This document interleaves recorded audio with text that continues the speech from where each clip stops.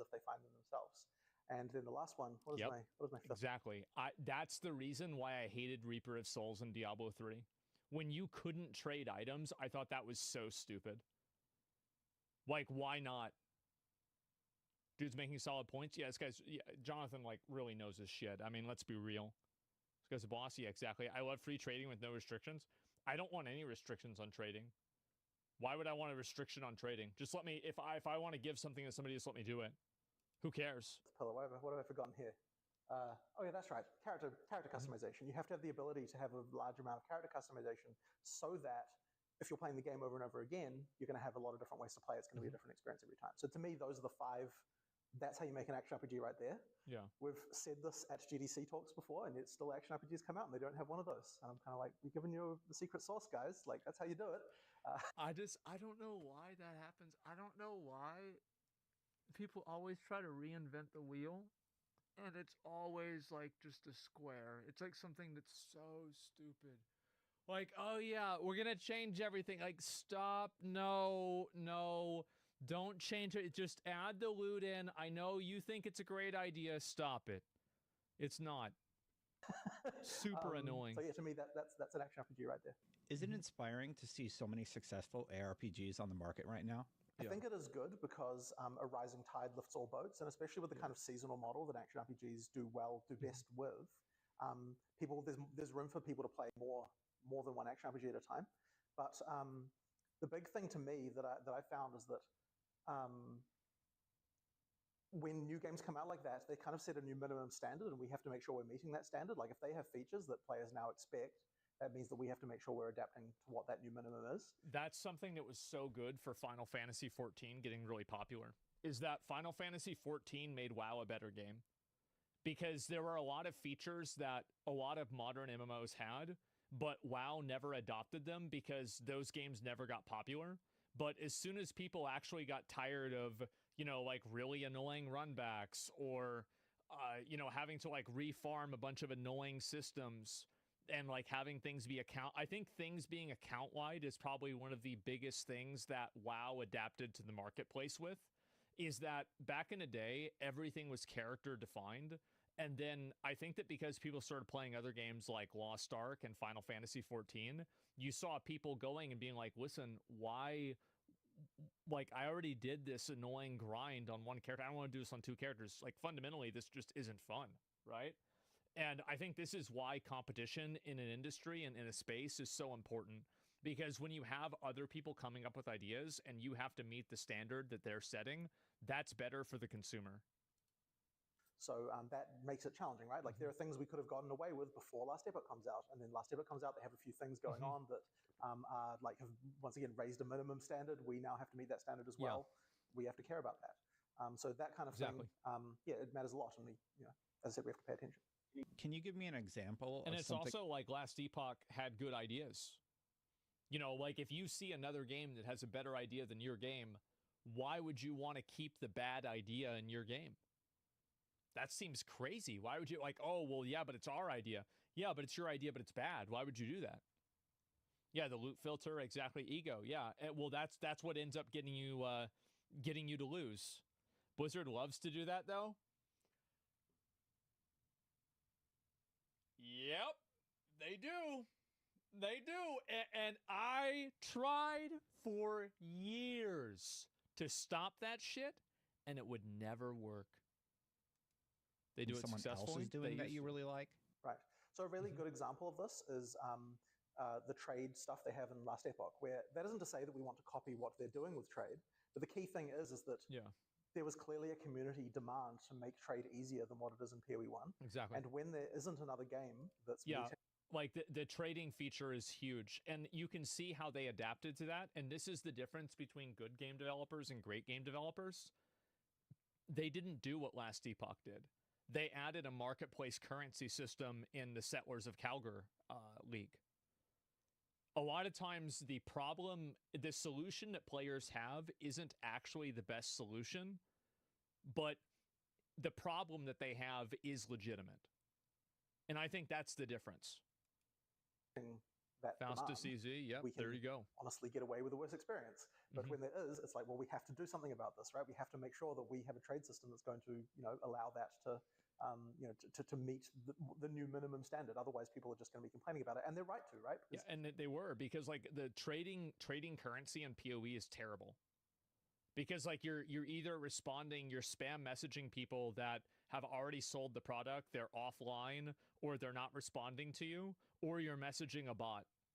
It's a shit system. I think that like the trading, like the bartering economy of PoE with gear is great, but the currency marketplace is not. And PoE agreed. There it is.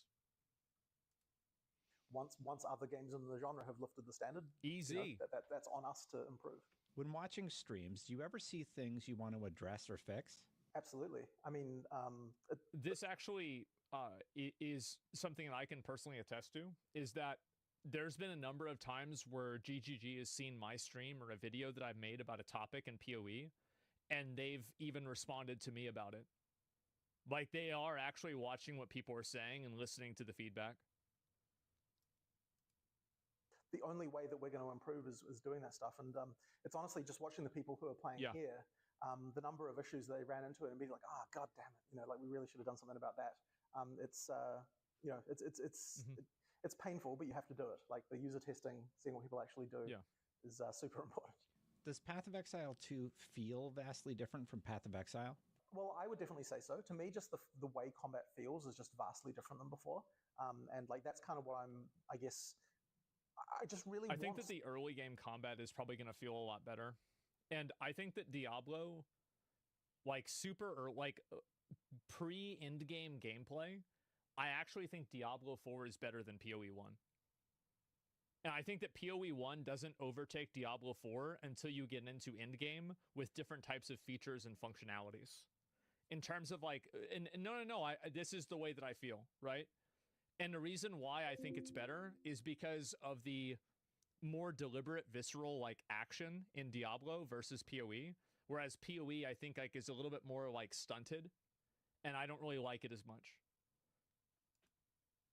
I even felt this way about Diablo 3. If you go to forums about like when we release a new Path of Exile 1 expansion, yeah, I think so too. One of the top comments outside of our community is always, I tried that game, but I just thought it felt really bad or really old or something like that. I just want to make sure that no one ever again says that our combat isn't best in class. Like I want to make sure that is the Thank you. That is the only fucking thing. Yes, absolutely. Because PoE 2, the combat that I'm seeing, I'm going to be real, guys. I think it looks way better than Diablo 4. Like, it's not even close. It just looks way better. Have that criticism anymore. I just don't want to see it again. And so, that's why I'm really motivated to make sure that we're fixing those problems. And I think we can still even do more than what we've even done now. Can you tell us more about why you delayed the beta? Yeah, so ultimately it just comes down to the fact that we didn't appreciate the degree to which really nailing like the amount of polish you need to do on something. It wasn't ready. Okay. Yeah, for sure. That makes sense. Yeah, we weren't ready to do it. Yeah, got it. Make it perfect. We're still going to get all the content that we said we were going to like the content we said we were going to have, like that will be ready. There'll be a whole game there. It's just that like the level of polish. So when we actually went and we're like, okay, I'll watch that afterwards. For this demo here, and we're going to get Act 1 and 2 flawless. We're going to get it perfect. The amount of work that took to get it to the point where even we still have bugs now, but I mean, to get to the point where we were like, yeah, we've got something here, just took longer than we expected. Like the level of polish that we, I guess, demand of ourselves at this point is just higher than it is in PoE 1. Like a PoE 1 boss does not get, I guess, does not need this level of attention. It's kind of shocking. So you're saying that the PoE 1 bosses, this isn't even my final form? Well, if that's not even your final form, I guess, like, so they're only going to Super Saiyan 1 or 2, whereas in the other hand, Diablo 4 is Mr. Satan. Like, that's basically where we're at. I'm just saying. Yeah, right? Oh, God. How much more work it is to get a boss from feeling like, okay, it's got all its skills, to getting to the point where it's like, okay, now it's actually really solid and fun to play. And like, it's just like so many subtle details of AI, how AI works and so on, and all this sort of stuff. And then the other side of that is player skills, where once again, getting them to actually feel really, really good is just a longer experience than we thought.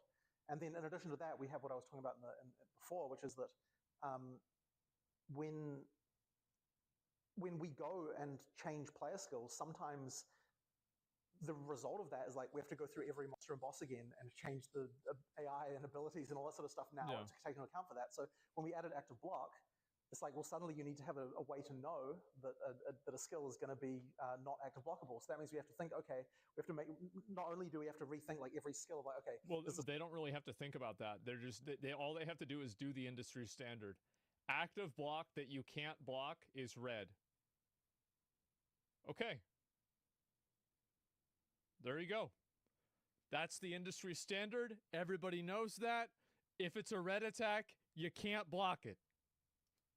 This fight have enough abilities that the person who's active blocking is able to worry about. Like, is the mix of that correct, I know for this character class, because it works. Do we have the indicators we need? Do we have the wind-ups? And all that stuff suddenly comes in. So it's like you change a core feature like that on the player class, and all the content needs to change again.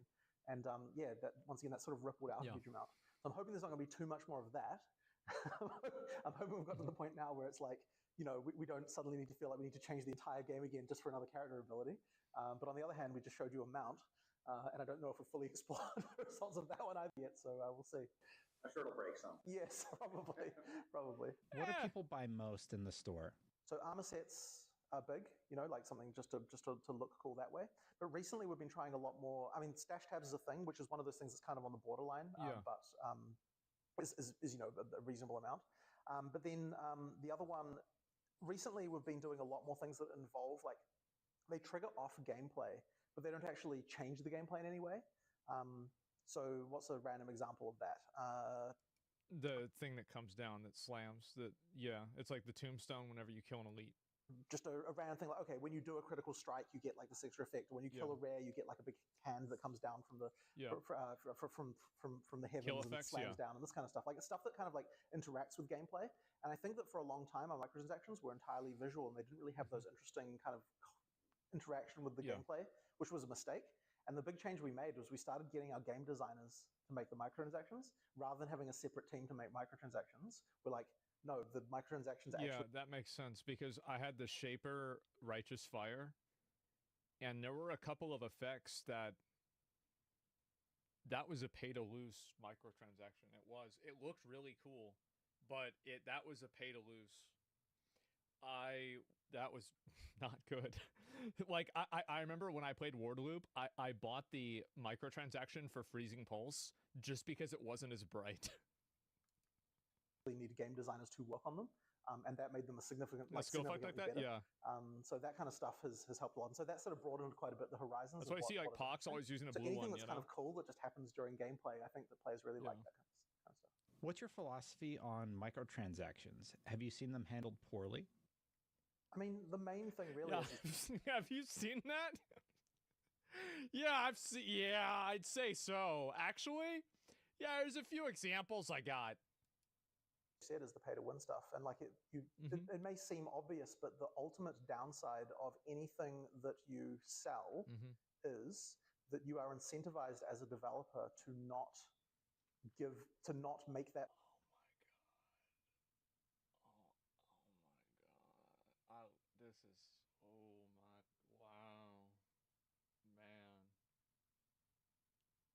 Oh man, I'm so happy. I'm so validated right now. You guys have no idea how validated I am. Yeah. This is special. It is. This is, there it is. Listen to this, guys. Good for free. He's so right about this. Anything that you sell he's so right. Is that you are incentivized as a developer to not make that thing good for free, if you know what I mean. And so you could... Yep.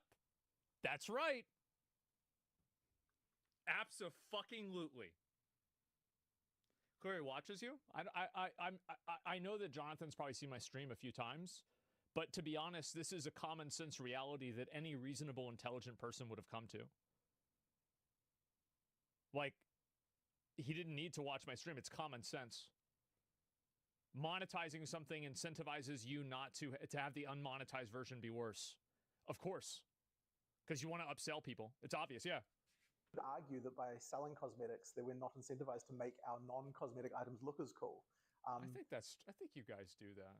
To be fair, I do. I think you guys do that. You've got like the brass dome that looks really cool. Starforge looks really cool. Voidforge looks really cool. Calm's roots look really cool. The the Phoenix shield looks really cool. But there's a lot of them that don't really look that good, man. Like, yeah, I think they should add in. It would be really cool if they added in cosmetic armor sets that you could get from killing certain bosses. I would love that. Death's Oath. Oh, I don't even remember what that looks like.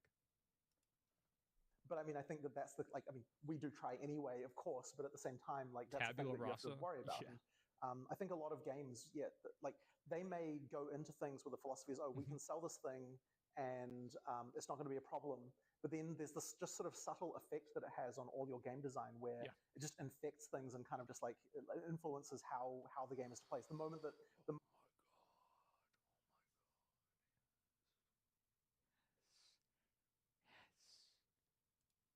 moment that monetization touches it, it's kind of like it gets a bit corrupted by it. Yes, bro. Oh my God.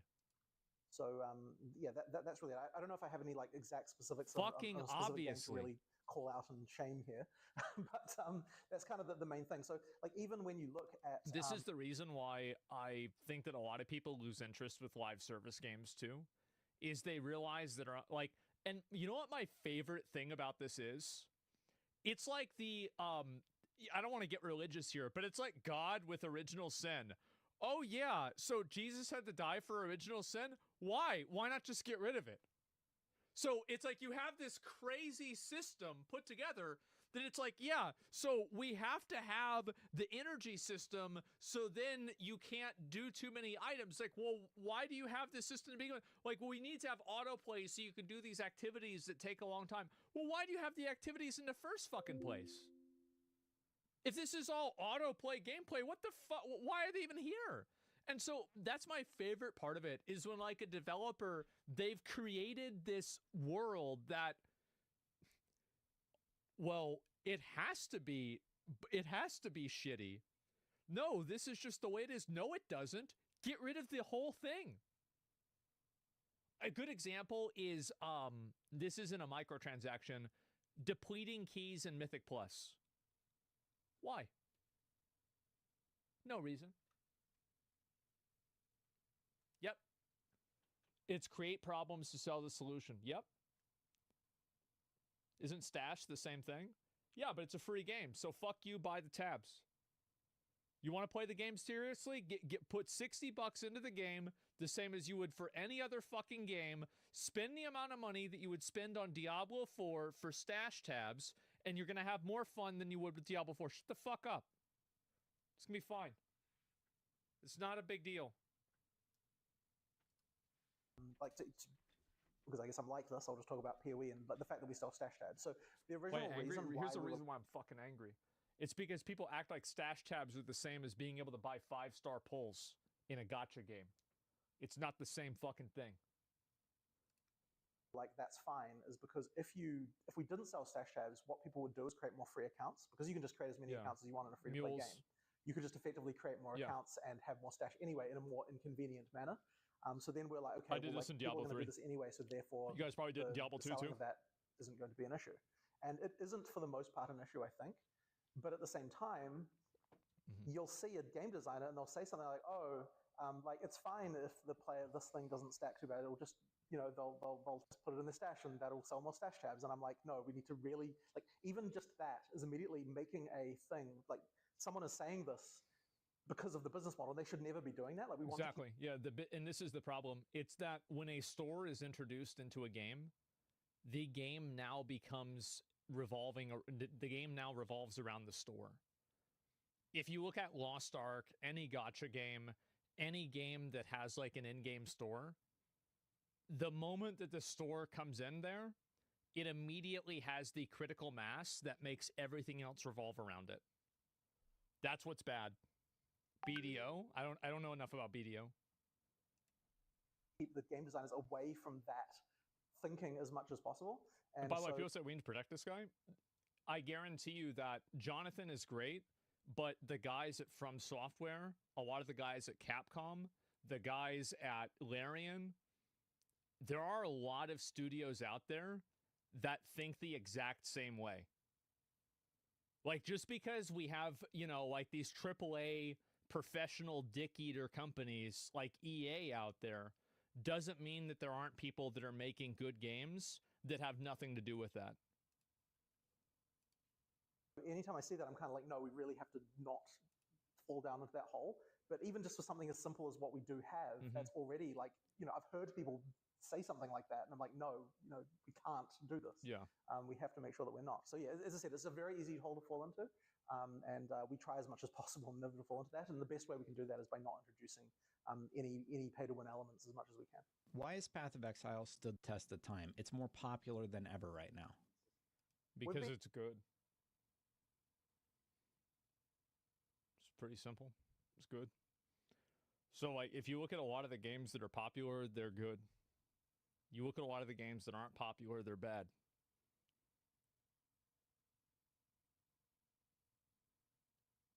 There it is. Been pretty much consistently increasing in player base since we did our league model, so 3-month cycle and so on. But I think ultimately the important reason is because we do those 5 things, and very few games do. Valorant's a good game. On very few titles that actually do all of that right, and then actually follow up by having the seasonal releases. Other games that don't, like, for example, so Last Epoch doesn't have random areas, at least not like in the way that Path of Exile does. Yeah. And I think that if they don't do something about that, that could be something that's going to hurt them, because I think that kind of thing will... He's right. And I think that Last Epoch knows that. So, like, the developers from Last Epoch are actually really smart, and they care about their game a lot. I'm sure they're going to add that. Like, Last Epoch, obviously, I mean, if you remember, like, PoE's been in development for 10 years. So, yeah, of course it's going to happen. Be to their detriment in the long run. And, like, once again, it's just one of those things that, like, when we were looking at... Like, Last Epoch's so good. It's a really good game. Founding of our studio, like, when we founded our studio, we're like, these are the 5 things you need to have a long-lasting game. And if you look at Diablo 2, which also had all of these things, Diablo 2... which, of course, we, you know, were very highly influenced by when we started our studio. Totally fucking copied Diablo 2. I remember looking at PoE 1. I remember, dude, I probably told this story 50 times. I came home from my dad's house, and I watched my favorite streamer, Kriparian, playing a game, talking to some bald guy named Chris Wilson. Like, oh, what, like the soccer ball from Castaway? Who is this guy? And he was in a cave in Act 2 fighting bears. And I was watching him play it, and I thought he was playing Diablo 2. I need to... So I don't know if I ever... I did say this, I think once or twice. I recorded a review of Path of Exile while it was in closed beta in like 2012. And I never released it. I need to eventually put it out. Yeah, I will. Let's watch. I know. I need to watch it one day. Release it for PoE 2 official launch. Maybe I will. Yeah, show it. I've got to find it somewhere. But yeah, I thought it was Diablo 2. Obviously, they took a lot from Diablo 2, but that's fine. Yeah, I don't give a shit. If it's better, then that's it. Is also one of the longest lasting games. Like, that game was being sold in stores. Obviously, this is back when, you know, people actually went into stores and bought games. For 10 years. This was still being sold in stores like 10 years after it came out. There was like like the Diablo 2 box, like collector's edition, like where it had like Diablo 2 and like the Lord of Destruction. How many of you guys have like the vivid picture of your mind of going to Circuit City, Best Buy, or Walmart and seeing it? The game I can think of that everybody has that had it. Long-term run in retail, except me. It's absolutely crazy. So like it really shows you that those 5 pillars really do get you a long-lasting game. Yeah. How much Path of Exile versus Path of Exile 2 have you been playing? So at this point, I have to admit, I don't play much Path of Exile 1. Yeah, I actually find it very hard to go back to because the combat is just so much worse than PoE 2 from my experience that like I just can't really do it anymore. But PoE 2 I play every night. You have to, right? Like every night I spend my evening playing the game. My son, thankfully, really enjoys watching me do it. It's just because like I need to see the kind of changes, and because every time you play a boss, every time you play the thing, you just learn a little bit more and a little bit more, and you just have to keep on iterating on it. So yeah, I pretty much have to play constantly. But I mean, I enjoy it, right? Like it is fun to do, and it's especially great seeing all of the art and everything that gets added, and like all the new things that come in. Like it's actually great. And like every time I see a new thing, I'm like, oh yeah, that's so cool. Like those little elements. So that's really fun. But I have to admit, I don't play PoE 1 anymore. And the person who does is Mark, and he is therefore much more involved in Path of Exile 1. But at this point, as I said, it's hard to go back to. What's a non-ARPG that you've played and really liked? I mean, Elden other than Ring. Balatro? Yeah. Say Elden Ring. Okay, what was the most recent thing? Oh, so the most recent one I was playing was Prince of Persia, that new Prince of Persia game that came out. Can't remember. Great game. Really good game. I'm so sad that they closed the studio that made The Lost Crown. That's the one he's thinking about. The subtitle of it. The other Lost Crown, yeah. So that one's pretty interesting to me. I think that there's a lot of really interesting You're combat missing out on design in that game, and Shut I was paying up. attention to it quite a lot. Even though, as I said, totally different genre, but I think that there's a lot to learn from these kinds of action games and looking at some of the sequences and some of the ways things combine and so on.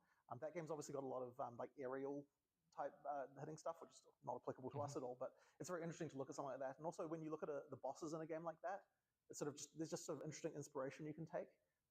So that's probably the most recent one that I played that I was really kind of like thought was really good. But it is honestly hard to find AAA games these days that have the Yeah, it sure is. the kind of good qualities that I'm looking for in a game. So that was a nice one. A huge thank you to Jonathan Rogers and everybody at Grinding Gear Games for letting us play the game, letting me get a chance to sit down with Jonathan to talk a little bit about Grinding Gear Games and Path of Exile 2. If you want to play Path of Exile, you can get access on December 6th if you are a supporter. If you spend over, I believe it was $480 in the original Path of Exile, you get instant access. And if you pay $30, you can just get into early access. Otherwise, when the game fully launches, it's completely free. So check it out. Let me know what you think. Thanks for watching, everybody. For more on Path of Exile, check out my most recent preview about the Mercenary, or the one about the Witch, or the one about the Ranger. And for more on all things gaming, keep it right here at IGN. This is a great video, by the way. This guy asked really good questions, especially at this beginning interview. This was like actually S-tier questions. Like, yeah, I'm going to link you guys the video. This was amazing. WIGN. Well, I already was planning on doing this, but now I'm going to have to do this. I have to get the channel partnered now. To celebrate the launch of Path of Exile 2 in early access, we'll be running 2 weeks of Twitch drops. To support our community streamers, we'll be offering the Chimera Pet for purchasing or gifting 2 Twitch subscriptions of any tier. Fuck. Oh, God. The reason why, actually, here's the real reason why. It's because the bitrate is bad. And this is going to be like a super high definition, high bitrate game. And I don't want it to be like when I played Vampire Survivors. So I'm probably going to fill out the paperwork tonight or tomorrow. And we're getting partnered. I guess I'm going to have to make money. I'm going to have to make probably over $100,000 a month again. It's awful. Very annoying. But also, by the way, so this is another thing that's very funny.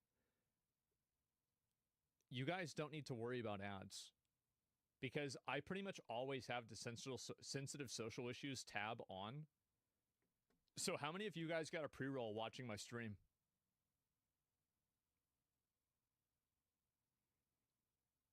Nope, not me.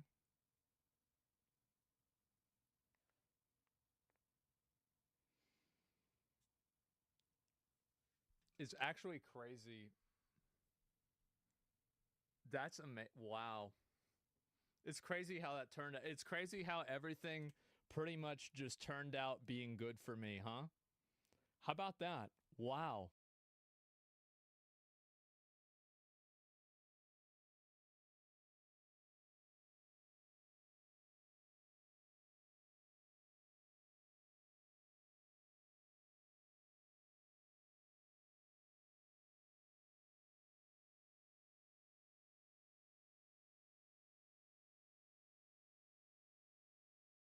I don't know what's going to happen with Pal World, but make sure that you have it downloaded on your PC if you're playing the game. You own the game already, right? Because it could be gone on any day.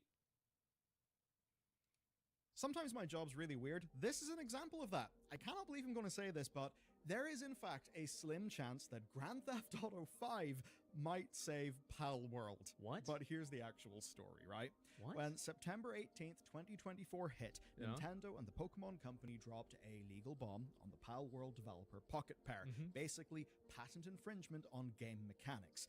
That happened, but Pocket Pair then went and did something gutsy. Before any of it hit court, they decided, right, this is clearly David versus Goliath, we need to go public with a statement. Here is the statement that they put out. It is truly unfortunate that we will be forced to allocate significant time to matters unrelated to the game development due to this lawsuit. However, we will do our utmost for our fans and to ensure that indie game developers are not hindered or discouraged from pursuing their creative ideas. And when it all went down, the timing was fascinating. Pocket Pair were actually prepping Pal World's PS5 launch, and Tokyo Game Show was right around the corner. It seemed the perfect time to drop things. The perfect moment, of course, then, for Nintendo to throw in a lawsuit and create chaos everywhere. But it was not enough to stop a crazy successful month for the company, because rather than the expected PS5 reveal at Tokyo Game Show, they shadow dropped it during the PlayStation State of Play presentation. Japan got the game a few days earlier in October, and according to PlayStation's Japan blog, it actually jumped to the top of the downloads. Holy shit! It beat Dragon Ball Z and Metaphor and Call of Duty? Oh my god.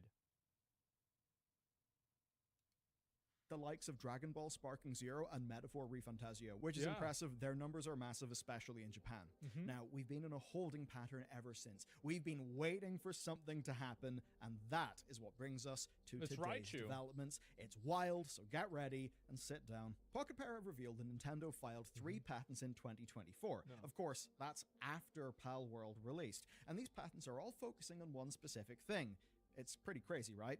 Throwing a ball at a creature to catch it. No battle required, just throw and catch. Now, you might think, how can they patent something after Pal World came out with the mechanic? Well, the problem is, Pokemon Legends Arceus. Nintendo had this mechanic in the wild for nearly 2 years before Pal World came out, and in legal terms, you actually don't need to file your patent first. Nintendo just need to prove that they did it first. And these 3... What the fuck? What the hell is going on over there? That's stupid. It's so stupid. Here's the thing, too. The reason why I think the ball thing is ridiculous is because the ball is basically, like, you have nets and traps in real life.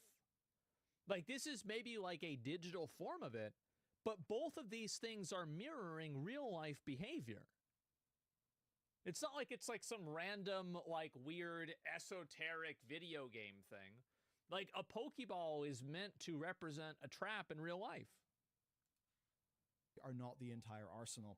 A patent expert writing for GameIndustry.biz spotted 28 different patents where Nintendo were alleging infringement. And it's frustrating stuff like running about, transporting your character on a monster. But they're only using these 3, and the reason why is simple. Nintendo want to play it smart. These are the ones where they think they can prove that Pal World copied the specific mechanical implementation from Arceus. Now, they've actually found that movement with the US Patent Office is really slow. It actually may not happen over there, but obviously Japan is where both companies are. It's their home turf. Okay, these 3 patents then are Nintendo's weapon. Now for their objective. Let's get into the numbers, because the Nintendo lawsuit against Pal World is not all that it seems. Now, the initial ask is 5 million yen each for the patents from Pocket Pair, payable They don't want to, because, like, they can't give them the money, because giving them the money could mean that they're, like, in a lot of cases, giving the money, that it's like an implicit assumption of guilt, you know? Nintendo and the Pokemon Company, which is a grand total of 65,000 USD. That's an absolutely tiny amount of money, especially compared Nothing, to yeah, another makes a Nintendo precedent. victim, Exactly. Colourpool, where basically they ended with a settlement that was worth 30 million and then ongoing licensing fees.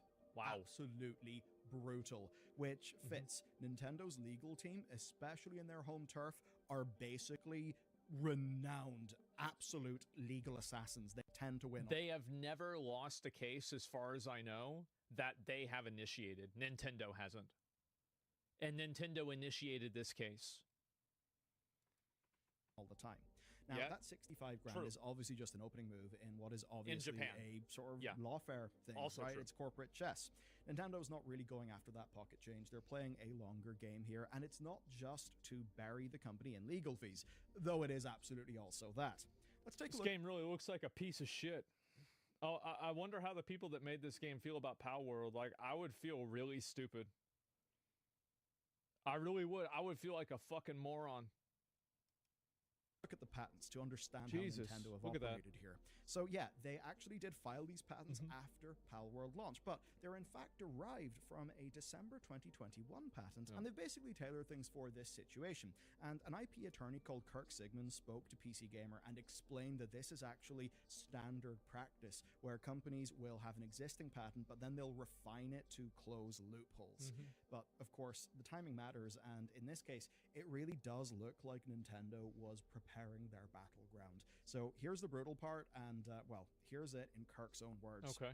Your general attorneys cannot do this sort of work. You've got to find specialists. It gets extremely expensive and time-consuming, and it can wear a lot of small companies out. It is designed to make you no longer play the game. This is one thing that's extremely common with any sort of legal proceeding, is that the goal isn't to win, it's to beat you in a war of attrition. Like a good example of this is like a human versus a raccoon. If you get in a fight with a raccoon, you will probably beat the raccoon. You will be able to kill the raccoon before the raccoon kills you. But man, you are going to get scratched the fuck up. You are going to get cut up. You are going to get fucked around. It's going to be a bad time for you.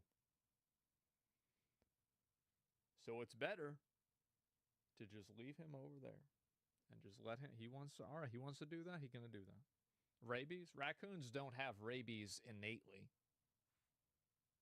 Like, that's not how they work. That's not the way their mechanics are.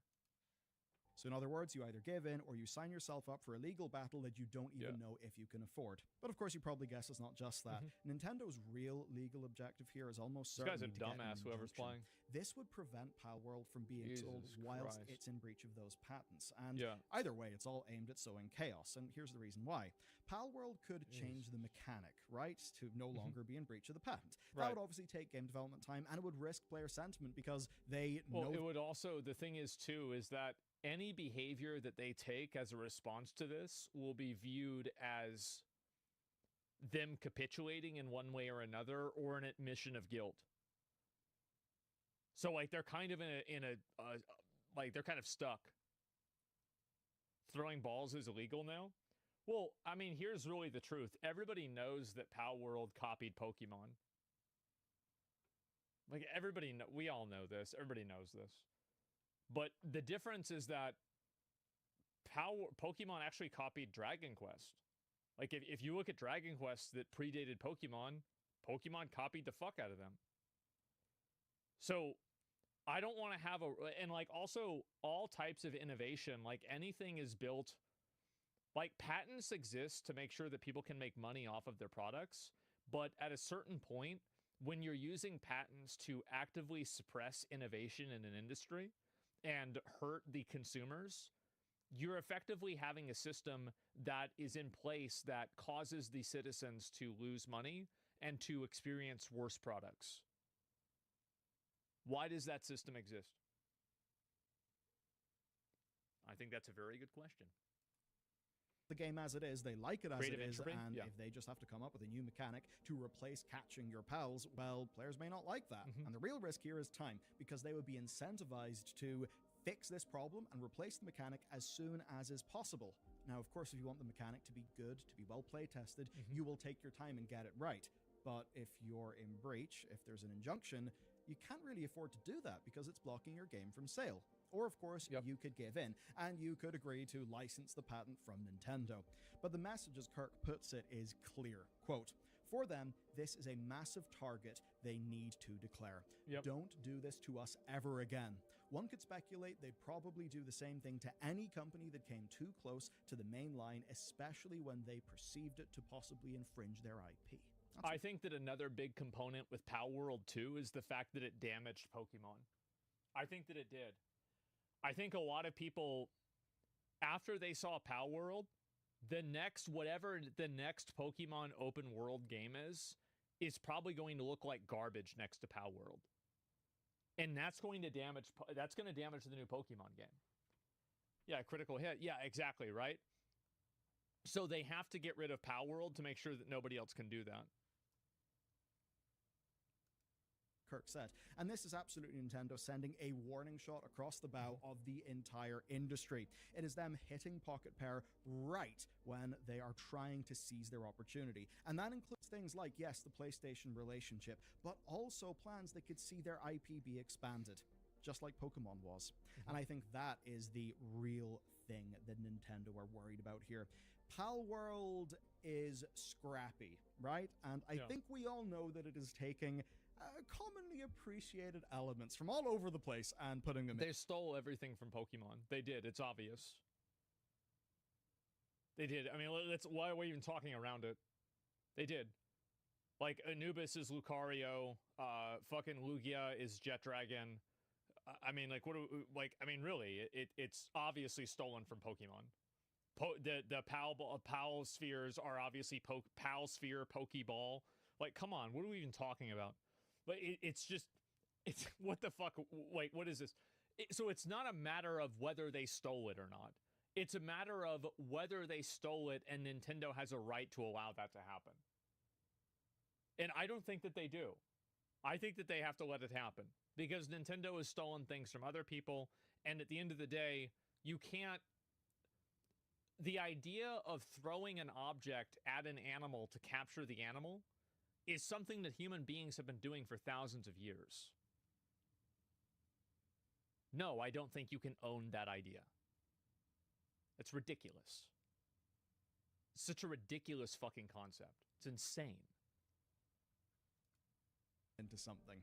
And Nintendo are probably realizing, this could be a little bit of a problem because we've basically sat on top of Pokemon. We've done a pretty bad job, all things considered, Pokemon Company as well, for years and years and years and years. What if somebody else is actually able to fight us by making a better Pokemon-like experience? I think that is why Nintendo are trying to do what they do. And you're going to see this happen too. There's another game that's coming out that's called Azure Permelia. It's a gacha game, so it probably won't have the same reach as Pal World because of the way it's designed. But you're seeing a lot of games that are trying to copy this now. Because I actually think that a game like Pokemon that plays extremely well is something that people want to see. Like, Pal World was kind of like a low-budget version of that. But, like, you know, if you look at that as, like, Dark Souls, the Elden Ring of that game would be, I think, a generational level game. I did say there's more than that, and I mentioned Grand Theft Auto. I didn't think Grand Theft Auto would be involved, but kind of is. So this is Nintendo locking things down on their home turf, but it probably won't have that much impact on the broader industry, the global industry, if Nintendo cannot look how shitty this is. Like, if I guarantee you, I've said this every time I've talked about Pal World, I guarantee you that the guys that are working at Nintendo on Pokemon, I bet they're probably playing Pal World and seeing this, and they probably have worse things to say about it than I do.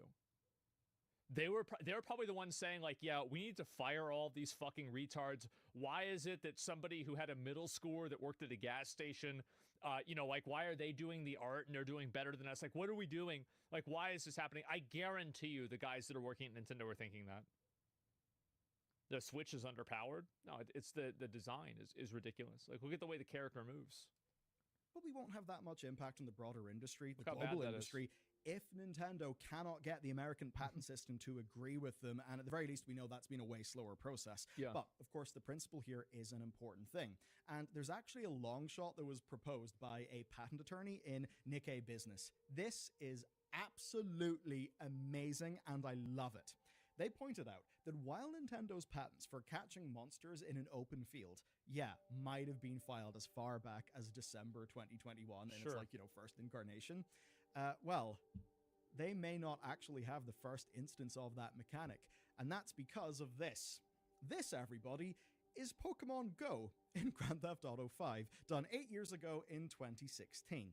Now, remember, how precedence in the actual market with the product, well, that means that Arceus would trump Palworld in terms of filing those patents. Well, as is put here in Nikkei Business, this would mean that because of this mod for GTA, there is an established usage that basically would mean Nintendo shouldn't have been able to file their patent because they didn't create the mechanics, because it was inspired by Pokemon Go, but it was different, and it was there in a GTA mod. It was there in the... There's no way that goes. There's no way. I mean, anything that's created by fans that's derivative of the original intellectual property is proactively owned by the people who created the original intellectual property. Yeah, no, there's no way. This would be funny, but no. Dota? Market. Dota, here's the difference between Dota. Dota is something, Dota was a completely new type of design, and it wasn't, like, this would basically be, if you wanted to use Dota as an example, this would be like Rockstar suing Nintendo. But Rockstar isn't the one suing Nintendo. And that means that Pokemon and guns may save the game with Pokemon and guns. I don't believe that. There's no way. But okay. There's no way. A wild story. And to be honest with you, I really hope Nintendo lose here. Patenting game mechanics is risky business. And one of the worst examples we saw of that was the Lord of the Rings, Shadow of Mordor, and Shadow of War series. They're pretty good games. Nemesis the second system. one quite a bit less because they tried to ruin that with monetization. But the amazing thing was the Nemesis system. The problem is, the Nemesis system was patented such that if you do something with a Nemesis system-like thing, and look, if it's an indie, sure, they'll probably not notice, but maybe if it gets noticed enough, Warner Brothers games will just be able to take you to court. Yep. And I don't think any of us can really, afford to battle with Warner Brothers as bloody lawyers. Yeah, this stuff sucks. Good luck to them. That's it for this video. And for more news, check this one out next. Man, I do really hope that this happens. I hope that Palworld wins, because I think that the biggest issue right now is companies that are trying, like, this is going to be a big issue that's happening probably in the next 10 years. It's going to be companies that are trying to effectively, I'm trying to think of a way to explain it. Like, imagine you have like a free place and they're trying to create like private property on an island. And they're trying to claim as much land for themselves so new developers can't make games with certain mechanics. So they're trying to effectively take big ideas and then make them exclusive to this kind of a game so they can make it to where other people in the space aren't able to compete with them. And they're doing it through basically an exploit of game mechanics. Craftopia, also from Pocket Pair, came out before Arceus. I don't even think that, in my opinion, I think that Pokemon can easily argue that they've had this system from the 90s, right? I mean, and I feel like, because it's, again, like, the patent was referring to a 3D environment. There are no, like, there's 3D environments, I guess, right? But, like, the old Pokemon games had a simulated 3D environment as well. I feel like if it was based off of the inception of the idea, it probably would go from before Arceus. That's what I'm assuming. But I could be wrong. We'll see what happens. Pokemon Coliseum was 3D? Yeah, maybe. Yeah, Pokemon Coliseum was 3D, and that was in, like, the 90s. Yeah, you're right about that. And that'd be, like, 20 years? Yeah, I don't know. But I do think that the people that work at Nintendo pretty much know what they're doing, but I do really, really, really hope they lose. Because I think it sets a terrible precedent for gaming. And the precedent and what that does is it creates a world where people who are trying to make new video games are limited by so many different existing claimed land that they can't build their own place. They can't build their own thing. And I think it's fundamentally like for an average player or a consumer, it's bad for them. They're handicapped? Yeah, exactly. Do you think this is pure gatekeeping or eventually lead us to a point where they buy the land mechanics and aim to rent them out at a charge to generate profit? Yeah, I think that's what they're doing. They're trying to effectively, basically, instead of having to make video games, they can license mechanics because that's obviously much easier to do, right? And so all companies are going to try to go towards as, you know, make things as easy as possible for themselves. That's just how it is. Trying to give a fuck about copyright? Yeah, exactly, right? You shouldn't be able to copyright a mechanic. I think that it's very nuanced, but generally I agree with that. And I think that the big problem is that a lot of video games, these are things that simulate real-life interactions. Like a nemesis system, like the word nemesis was not invented with Lord of the Rings Shadow of Mordor. Nemesis is a word that's been around for a really, really long time. And the idea of it has been around for a really long time. So the idea that this is somehow like something that should be owned and this concept should be owned by Warner Brothers is ridiculous because it's a core human experience that is just being explained in this way. And I think the explanation is too broad. Game patent should last 5 years tops? Well, I don't know. So throwing a fishing net is illegal by Pokemon centers? Well, Pokemon centers? Yeah, I don't know. Patent trolls are a major economic problem in the U.S., slowing growth and innovation and costing companies time and money. Oh, I agree with you. I think it's very bad, too. Absolutely. Patented the jump button? Yeah, exactly. This should come back to the court of public opinion. If people see a company stealing an idea, they won't buy the worst one. They'll buy the better one. I think that they will. I think there's a lot more that's on the table versus just worse and better. Like you have price, brand, brand accessibility, things like that also matter. I'll link you guys the video. Give it a like. This is a. I really hope Nintendo loses this.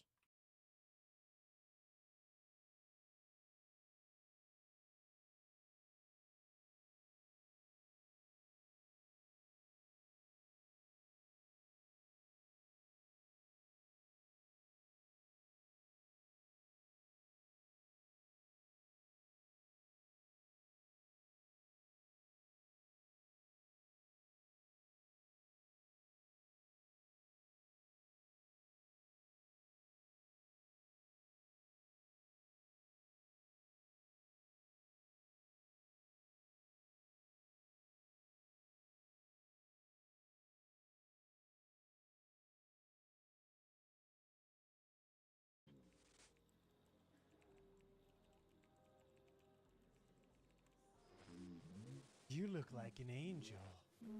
I love your compliments. Give me another one. I wonder what tone she used when she said that. Was it flirtation or sarcasm? Your husband is a complete idiot to leave such a beauty. Let's not talk about that. Today we'll forget about him and your wife. I'm gonna keep listening. Of course. Are you okay? The whole town is having nightmares.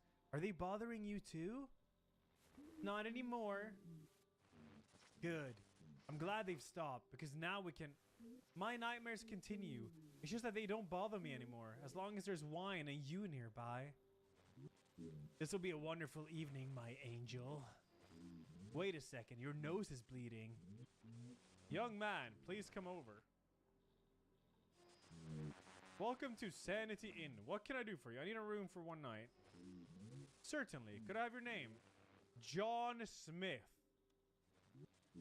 Okay, Mr. Smith. The registration will take just a minute. Meanwhile, I would like to tell you about our hotel. Sanity takes pride in its restaurant, which is located on the roof of our esteemed building. We also recently opened a swimming pool. You are looking at me strangely. Is everything okay? Yeah, this game does have voice acting, but I guess not now. These are not important characters. Crap, it picked up on it. Everything's fine. Please continue. Are you sure? Go a little further. There you'll find the elevator. Go up to the 3rd floor. Your room number is 302. You can contact the front desk, restaurant, and security by phone. And sir, here's your key card. Welcome to Sanity Inn. Electronic key from my hotel room. 302. Oh no!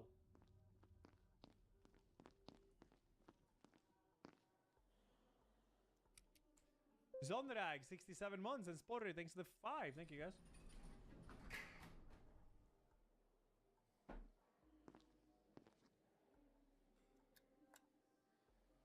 Hold the door! See, there's voice acting. This is an important character. Oh, hello. This can't be real. Why am I hearing her? Is something wrong? Is there something stuck in my teeth? I heard your voice. Yeah, it's good that you heard me. Otherwise, I would have had to wait for the elevator again. Could you press the button? I live on the 4th floor. Okay. Hey, this might be a weird question, but do you know any good places to go in the big city? Why am I hearing her voice? Something has changed. Oh, okay, I get what's happening here. I mean, not hearing the voices is part of the lore. He couldn't hear the reception and the others. I mean, he only heard mumbling. But he can hear her voice for some reason. Interesting. Something has changed. I couldn't go outside very often. You have no idea how much I get you. Oh my god. Can I increase the volume? Where would you like to go? Probably to the movie theater. The Mask of Zorro will premiere soon. What do you think she would like, Chad? Amusement park? Maybe some horror stuff in the amusement park? I'm picking that. Sounds great. I've always wanted to ride on a roller coaster. I think this is your floor.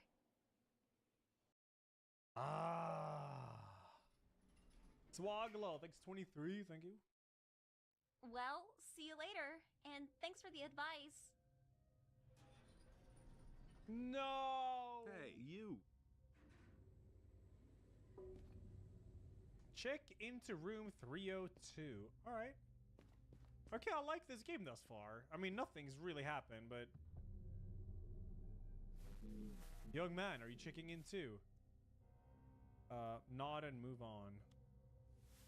Be careful, it's a sinful place. Trust no one. Hey, young man, do you trust people? It's a weird question. It's the only question that matters. You'll understand this eventually. I gotta check into 302, man, alright?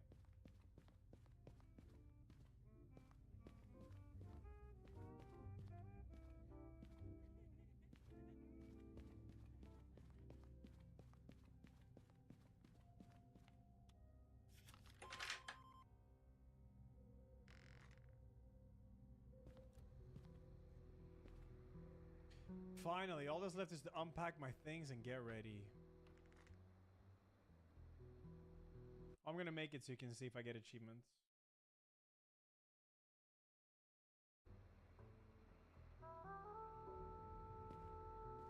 Alright. I like this, but let me... Hey, you!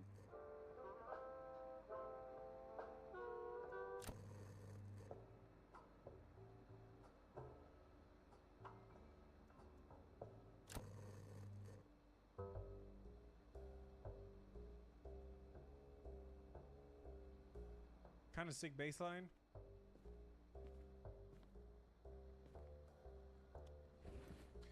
Who would have thought that all my things would fit in one old bag?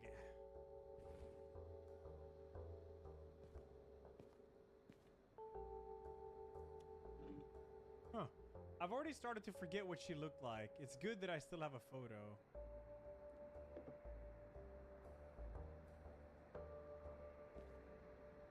The city ain't what it used to be.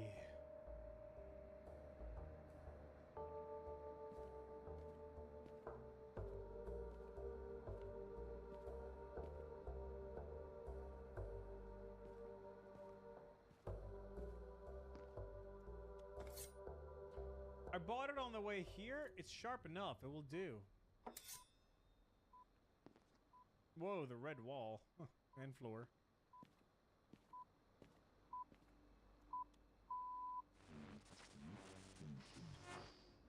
Attention, we interrupt our program to bring you an urgent message from the Center for Disease Control and Prevention. A temporary quarantine is being declared in the city due to a natural gas leak. You may observe power outages in some areas. Specialists are already working on solving the problem. Do not leave your homes and do not go outside. Stay calm and follow official announcements. The situation is under control. A citywide gas leak? Something doesn't add up.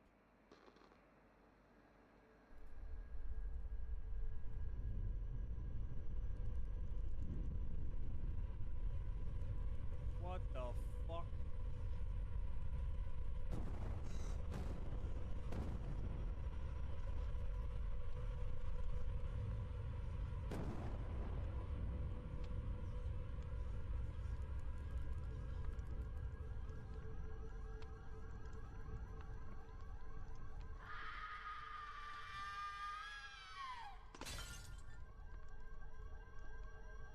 A scream? I gotta check what happened.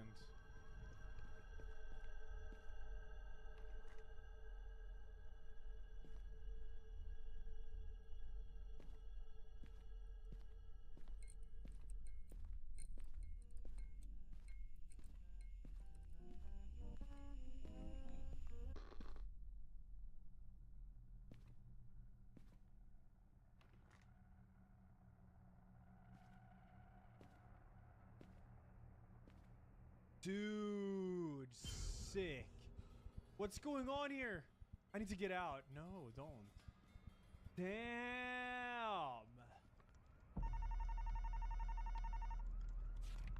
It seems the man I saw in the lobby was here. What happened to him? And where's that woman?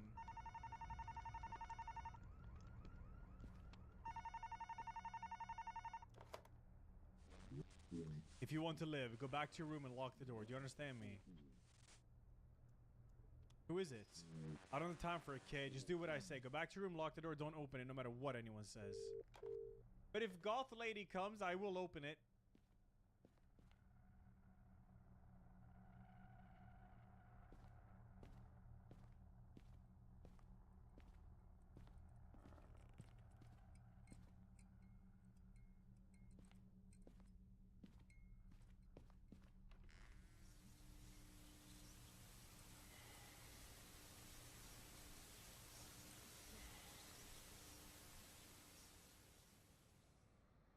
I need to call the rescue service. What's their number in this town?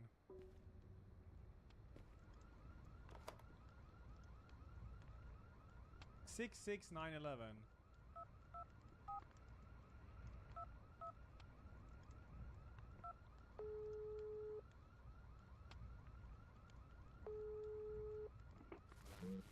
Hello, you've called the rescue service. Unfortunately, all our operators are currently busy. Your place in queue is 54. Please stay on the line or call back later.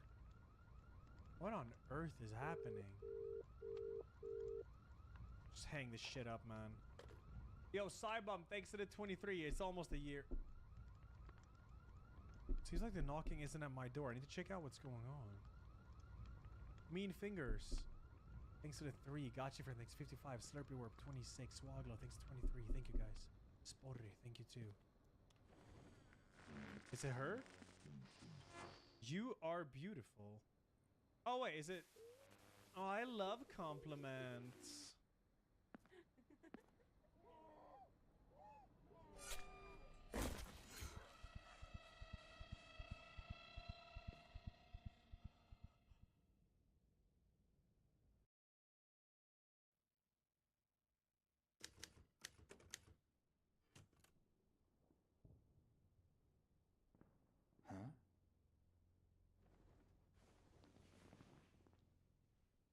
You slept in the bathroom? I mean, to be honest, I might have done the same.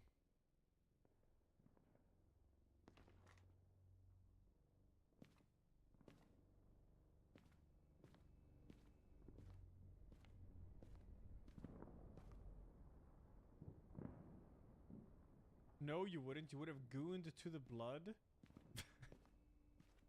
What?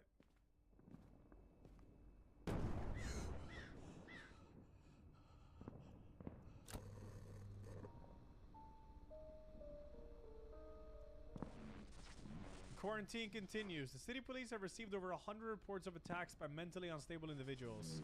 Some witnesses claim that the attackers appeared physically deformed. The Center for Disease Control have not commented on these reports. Meanwhile, the state administration has declared a state of emergency. We strongly recommend everyone in the quarantine area to stay at home and limit social interactions.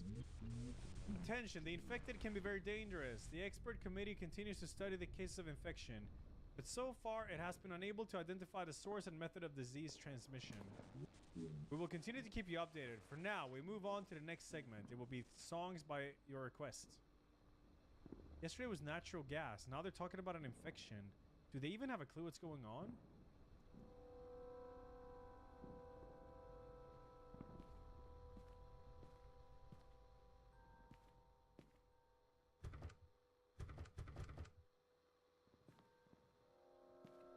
Eerie ass song, man. I'm changing. Ah.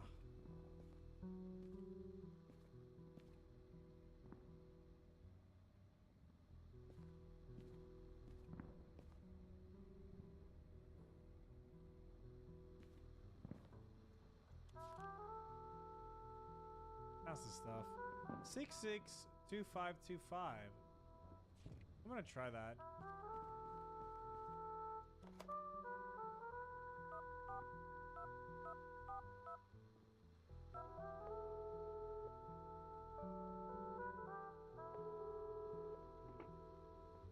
Should I call him again?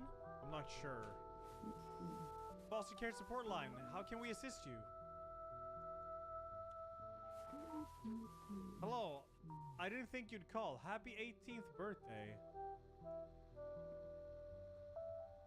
Oh wait, can I return to the shelter? I wanted to say goodbye. Something strange is happening. I'm sorry, but you've been declared fully capable, so I can't help you. Your condition is not as serious as you think. Sorry, I'm getting a call on the line. It seems something happened to your shelter. I need to sort this out. Good luck. Well, let's try calling the rescue center again.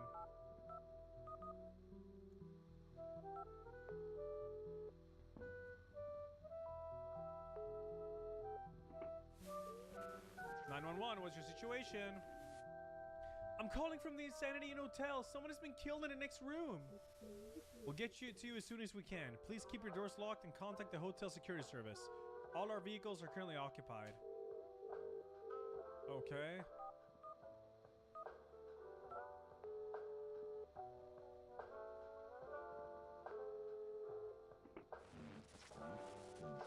There's a watcher. Are you still alive, kid? Great. Do I know you? I called you yesterday. Don't you remember? I needed to get you away from that white lady. She killed a man. Several, in fact. It was a gruesome sight.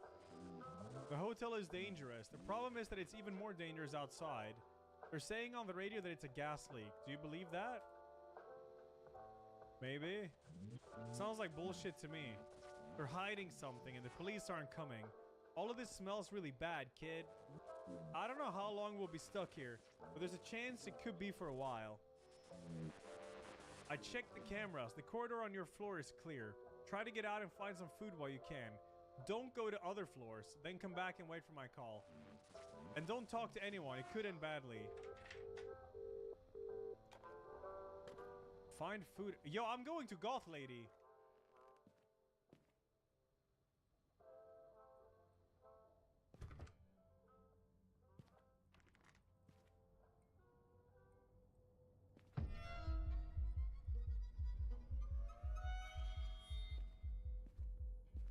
Oh, shit. Damn. This lady's fucking nuts.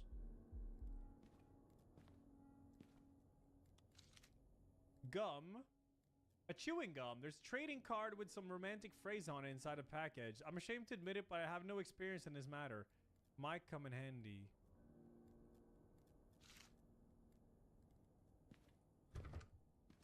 Okay, thus far, I dig this, man. This is good.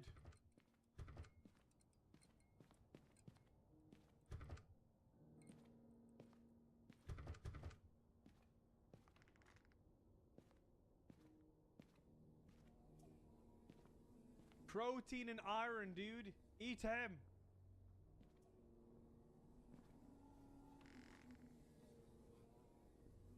Wait, someone else slept in here too. Oh, he also slept in his bathroom?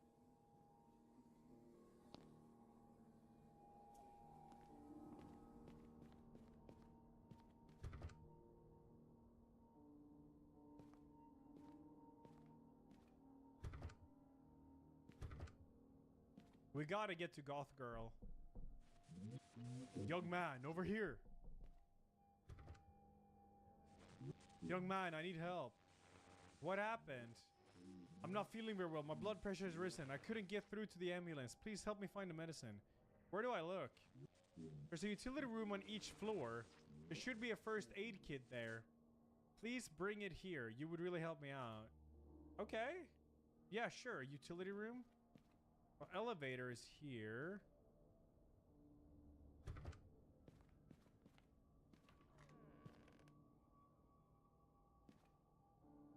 Can you make it lit?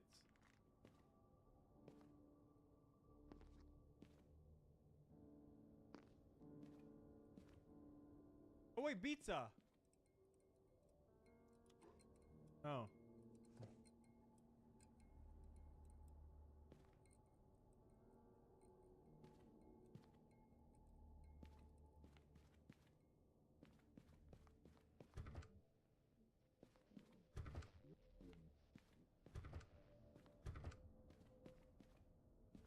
Any utility room here?